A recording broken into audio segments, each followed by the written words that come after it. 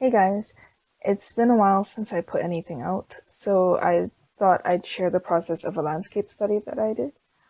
I'm going to talk a bit about my thought process during it and some things that I learned. And if you're starting out with digital art or hoping to learn more, hopefully this will be helpful. So I'm just starting with a quick gradient for a base color, and then I'm blocking out some shapes with an angled brush.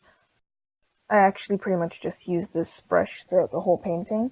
It's a brush by Sandera, who's an artist that I discovered on DeviantArt, and I will link the link to the brush download in the description. So this is sped up, I don't know by how many times, but the original painting took me 1.5 hours, and I made a point to not take too long with it because I was trying to prevent myself from focusing too much on the details. I just wanted to get the general color and shape idea down, and that was the purpose of my practice. For this one, I'm using a reference photo. I have the reference photo open beside my canvas as I'm painting, so you don't see it because I have the recording screen area cropped, but I'm looking directly at a reference photo and just copying it by eye. I'm not using the eyedropper tool to pick the colors from the photo itself, though I'm picking the colors organically with the RGB selector. So actually, I think I'll put a picture of the reference photo up on screen right now so that you can see what I'm referencing off of. And that photograph is by Lonely Wolf on DeviantArt. So honestly, mostly this is just copying that reference photo by eye. The reason why I wanted to do this landscape study was because, well, it had been a while since I'd done digital art. I'd kind of had to focus a lot on like school and studying, so it was kind of a warm-up to get back into digital art.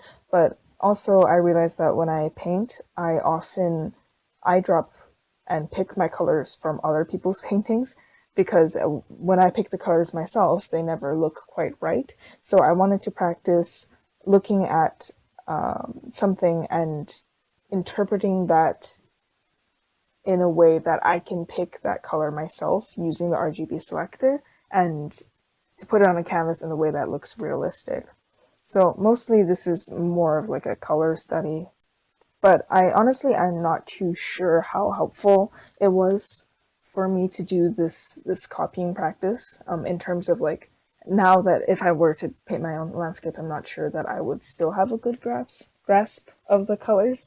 I think a better way to practice, actually, after having done this, might be to paint like a custom landscape instead of just practicing while using a reference photo for colors. So I will definitely try that afterwards and see if I feel like I've improved more after doing that. And for the most part of the painting, I kept it zoomed out to prevent myself from focusing too much on the detail. Alright, so just about done here. I hope this was helpful. Let me know if it was, or if you're planning on doing your own landscape studies. And if you've watched my previous videos and are wondering what happened with my college applications, I will make an update about that soon, probably.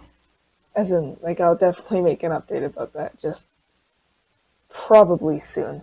Maybe not soon. I don't know.